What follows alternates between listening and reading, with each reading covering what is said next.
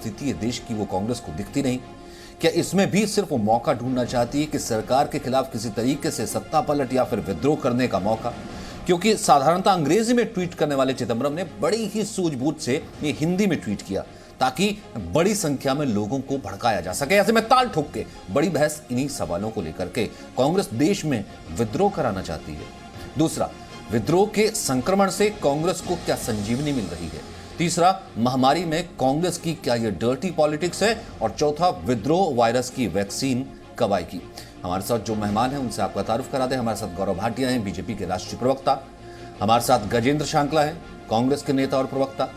विद्या चौहान हैं, एनसीपी की प्रवक्ता। डॉक्टर सुनील सिंह है, जेडीयू के प्रवक्ता।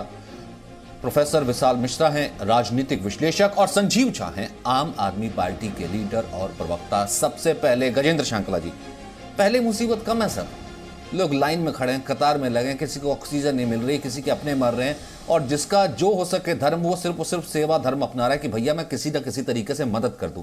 कहां वक्त मिल जाता है सर ऐसे में पी चिदंबरम, राहुल गांधी इन सबको ट्वीट करने का और लोगों को भड़काने का? विद्रोह चाहिए क्या अब इस देश में?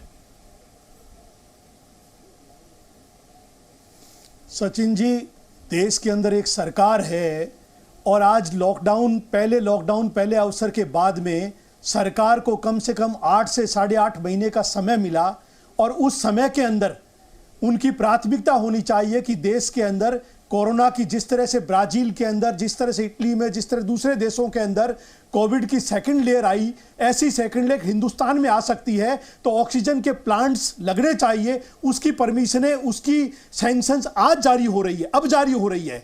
आप देखिए देश के अंदर कोरोना वैक्सीन लोगों को लग नहीं रही है और सरकार बाहर एक्सपोर्ट कर रही है, बाहर भेज रही है दूसरे देशों को। उसके साथ साथ आप देखिए मेडिसिन के लिए रेमडेसिविर के इंजेक्शन उपलब्ध होने चाहिए, उसके लिए आज देश के अंदर स्थिति खराब है। आज पिछले टर्नओवर के अंदर आप देखा देश में ऑक्सीजन की प्रॉब्लम नहीं थी। उसका कारण यह है कि राज्य सरकारों को ऑक्सीजन के पावर थे कि वो स्टेट गवर्नमेंट अपना अरेंज करे। इन्होंने सारा केंद्रित करते सेंटर के अंदर ले लिया। ये सारी बातें सरकार चुनाव से उभर नहीं रही है, इसको बार-बार चुनाव के अंदर जाकर के और हर हाल में आपके कंसर्न लाजमी है, लेकिन फिर आम आदमी क्या करे?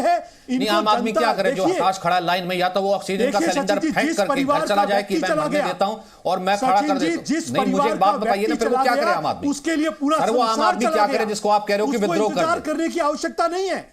देश के परिवारों की मेंबर जो हैं वो ऑक्सीजन के अभाव में उन्होंने जान दे दी। जनता विद्रोह का क्या मतलब हुआ? फिर वो हथियार उठा ले, पूरा संसार उजड़ गया। वो हथियार उठा ले, ऐसी सरकार का क्या करे? वो कब्जा कर ले सरकारी इमारतों पर, क्या करे? सरकार जिम्मेदारियों का निर्वहन नहीं कर रही है और वो चुनावी रैलियां करने में मस्त है। भारतीय जनता पार्टी का अध्यक्ष ये कहते हैं 500 आदमी होंगे तो भी हम रैली करेंगे, लेकिन हम रैली जरूर करेंगे। आपका डाटा डाटा ऑक्सीजन की चिंता नहीं, देश के वैक्सीनेशन की चिंता नहीं, देश की जनता, क्योंकि मैंने नहीं देखा किसी एलएनजेपी से लेकर के तमाम अस्पतालों के बाहर किसी कांग्रेस के कार्यकर्ता ऑक्सीजन का कैंप लगाते हुए, ऑक्सीजन प्लांट्स को चलाते हुए, तब मैं कहीं ना कहीं आपको भी शाबाशी देता। मैं इससे कोरी सियासत ही मानूंगा, लेकिन एक सिंपल सी बात मुझे बता दीजिए, फिर मैं गौरव भाटिया ऑक्सीजन कैंप लगाने का काम केंद्र की सरकार का है। जनता विद्रोह करेगा क्या मतलब है? नहीं है सचिन जी, सही तस्वीर। जनता विद्रोह करेगा क्या मतलब हुआ गजेंद्र जी? आज जनता बड़ी तकलीफ में है और जिस तरह की विद्रोह करेगा क्या मतलब? विद्रोह का क्या मतलब? और आसपास के इलाकों में विद्रोह का क्या मतलब है? 20 दिन में आने वाली है, बताएंगे? देख करके बहुत चिंता। विद्रोह का क्या मतलब था? विद्रोह का क्या मतलब है? विद्रोह का मतलब यह है कि सरकारी इमारतों को कब्जे में ले, हथियार उठा ले, क्या है विद्रोह? क्या सरकार को चुना है वो सरकार लापरवाह है, वो सरकार जिम्मेदारी नहीं निर्वहन कर रही है। उस सरकार का आईना जनता को दिखाना जरूरी है। आज विपक्ष की जिम्मेदारी है जो अपने मर रहे जिसको बेड नहीं मिल रहा उसको बचाए कि पहले यहाँ पर पी चिदंबरम जो कि एसी कमरे में बैठ के हिंदी इंग्लिश दोनों में ट्वीट कर रहे हैं, उनके ट्वीट से भड़क करके ये बताए कि आपने गलत सरकार चुनी। आपने पी चिदंबरम को चुनना था, आपने राहुल गांधी को चुनना था, गलत चुन लिया आपने। देखो और आप मर रहे हो, हम ट्वीट कर रहे हैं, आप मर रहे हो, हम ट्वीट कर रहे हैं। गौरव भाटिया जवाब दीजिए, ये कह रहे हैं आपकी नाकामी है, हम तो लोगों को भड़का नहीं रहे, लोगों को समझा रहे हैं, यही हाल होगा आपका। गौरव भाटिया, अच्छा ठीक, आप सुन लीजिए। देखिए सचिन जी, बड़ा चिंताजनक है जहां एक तरफ नरेंद्र मोदी जी और केंद्र की सरकार और भाजपा शासित राज्यों में की सरकारें जो हैं और कई विपक्ष की सरकारें दिन रात एक किए हुए हैं कि कैसे कोविड की महामारी को हराएं। तो कांग्रेस पार्टी का एक सूत्री कार्यक्रम है कैसे नरेंद्र मोदी जी को हराएं। और विद्रोह शब्द का इस्तेमाल करना अपने आप में दिखाता है कि भ्रष्टाचारी आरोपी पी चिदम्बरम सोनिया गांधी और राहुल गांधी के इशारे पे किस तरह से देश में चाहते हैं आग लगे और लाशों की सीढ़ियां हों और उन लाशों की सीढ़ियों पे पैर रख के सत्ता तक पहुंच जाए। लेकिन ये भूल जाते हैं कि देश की जनता इनको कभी माफ नहीं करेगी। और वो इसलिए भी, मैं आपको केवल आंकड़े दे दूं, ना सोनिया गांधी, ना प्रियंका वाड्रा, ना राहुल गांधी, ना पी चिदम्बरम इस प्रश्न का उत्तर देते हैं कि महाराष्ट्र की आबादी 11 करोड़ है। किस तरह से महाराष्ट्र की वसूली सरकार विफल हुई है, इसका अंदाजा लगाइए कि 1081 मौतें पिछले 24 घंटे में हुई है। कितना दुखद है। उनके परिजन जब सुन रहे होंगे इनके प्रवक्ता को, राहुल गांधी को, पी चिदम्बरम को, उनके कितना बुरा लगता होगा, सीने में आग लगती होगी कि ऐसे नेता भी हैं जिनको केवल और केवल राजनीति सूझती है। और जब इन्होंने कहा कि एक सरकार तो महाराष्ट्र में भी है ना। महाराष्ट्र की सरकार वसूली कर रही थी। 5 लाख करोड़ रुपए का बजट है। आपको मालूम है कितना रुपया खर्च किया आपने? वैक्सीनेशन केंद्र सरकार ने तो 15 करोड़ भारतीयों को लगवाया, आगे भी लगवाएंगे। 50% हमारा कोटा होगा। आप बताइए महाराष्ट्र की सरकार ने कितना बताया? तीसरी बात, एक सीएम रिलीफ फंड है जिसमें 750 से 800 करोड़ रुपया आया, उसको तक आपने जनता के लिए इस्तेमाल नहीं किया। उद्धव ठाकरे ने चुप्पी साधी हुई है। और इसीलिए मैं कहता हूं 1000 गिद्ध मरे होंगे तो ये गांधी परिवार और कांग्रेस के नेता पैदा हुए होंगे। और मैं इतना जरूर कहूंगा, रात दिन एक करके आप देखिए भारतीय वायु सेना के विमान से खाली टैंकर भेज के उनको भरवा के विभिन्न प्रदेशों में भेजा जा रहा है। ऑक्सीजन एक्सप्रेस ट्रेन चल रही है और इनको जानकारी ही नहीं है।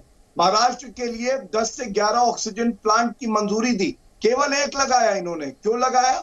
और ये तब कि जब स्टेट जो है वो हेल्थ जो है स्टेट सब्जेक्ट है। किसी ने नहीं रोका था कि महाराष्ट्र पर्याप्त मात्रा में बेड, दवाई, ऑक्सीजन, वेंटिलेटर सब कुछ हुए थे, पूरी चुनी हुई तरह सरकारों को गिराने में लगे हुए थे। आपकी जिम्मेदारी जो थी कि सेकंड कोविड देश में आ सकता है, इसकी पहले से हम व्यवस्था करें, लेकिन आपने वो व्यवस्था करने की बजाय आप चुनावी रैलियां करते रहे और अंतिम दौर तक आप ये कहते रहे लोग मरे तो मरे, हम चुनाव की रैली जरूर करेंगे। मुझे समझ में नहीं आता उखड़ क्यों जाता है आपका विकेट, क्यों उखड़ जाता है? अपनी बारी में आप जब आप गलत बात करते हो तो बीच में टोकना पड़ता है, सही बात के लिए आपको टोकना पड़ता है। क्या राहुल गांधी की इतनी चमचागिरी करके क्या मिलेगा? अगर देश आप पे थूकेगा तो कुछ नहीं मिलेगा। मैं बता रहा हूं, अपनी बारी में बोलिए भाई साहब, अपनी बारी में बोलिए। जो देश थूकेगा देश की केंद्र की सरकार पर, क्योंकि इस देश के अंदर ऑक्सीजन के अभाव से, केंद्र सरकार की नाकामियों की वजह से देश की जनता अपना ऑक्सीजन कमी की वजह से जान दे रही है, लोगों के परिवार रो रहे हैं। इसलिए गजेंद्र जी केंद्र की सरकार कभी भी इस बात जी मैं आपके पास वापस आऊंगा एक कमेंट के लिए। एक एक करके बोल लेते हैं सर, एक एक करके बोल लेते हैं सर। ऐसा है कि जनता अगर माफ नहीं करेगी तो जनता ये भी देख रही है कि कौन विपक्ष में बैठ कर सिर्फ ट्वीट कर रहा है।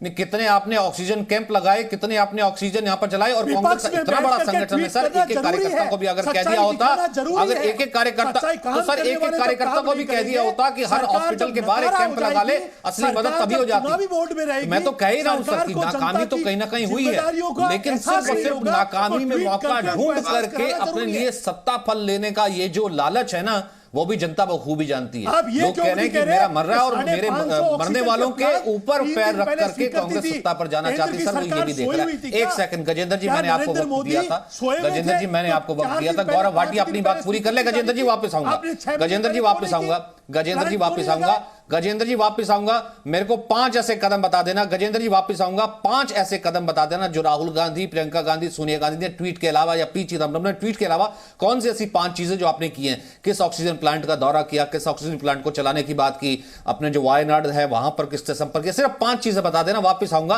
तब तक गौरव भाटिया अपना कमेंट पूरा कर लीजिए, फिर उसके बाद विद्या चौहान। धन्यवाद सचिन जी।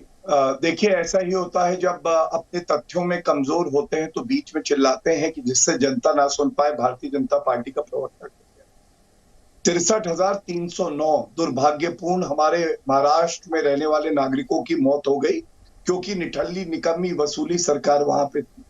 और वहां महाराष्ट्र की जनता को एक बड़ा संदेश देते हुए, चाहे छत्तीसगढ़ हो, राजस्थान हो, झारखंड हो, गुजरात हो, उत्तर प्रदेश हो, कश्मीर हो, हर भारतीय नागरिक नरेंद्र मोदी जी की तरफ देखता है कि उनके इलाज के लिए केंद्र की सरकार सामने आएगी। और मैं पूरी जिम्मेदारी से कहता हूं, हम लोग ये काम पूरी निष्ठा से करते रहेंगे। 2 स्वदेशी वैक्सीन, 26,000 करोड़ रुपए, जो गरीब लोग हैं, जो बाकी 80 करोड़ नागरिक हैं, उनको अनाज मिले। किस तरह से पीएसए प्लांट लगाए जा रहे हैं, किस तरह से इंडियन एयरफोर्स की मदद दी जा रही है, विदेशों से वेंटिलेटर, ऑक्सीजन कॉन्सेंट्रेटर आ रहे हैं, 14.5 करोड़ भारतीयों को वैक्सीनेशन हुआ है। ये सब क्या दर्शाता है? ये एक ही बात दर्शाता है कि जैसे अर्जुन को मछली की आंख दिख रही थी, नरेंद्र मोदी जी और केंद्र की सरकार केवल और केवल इस वक्त प्राथमिकता नागरिकों की जान बचाने को देगी। और इस ओछी घटिया राजनीति में, जिसमें लोगों को उकसाया जा रहा है कि विद्रोह करें, हालात और बिगड़े, इसमें हम नहीं पड़ेंगे। ये निकम्मे थे, लेकिन देश के गद्दार थे, ये नहीं पता। निकम्मे थे ये तो पता था, देश से गद्दारी करेंगे नहीं पता।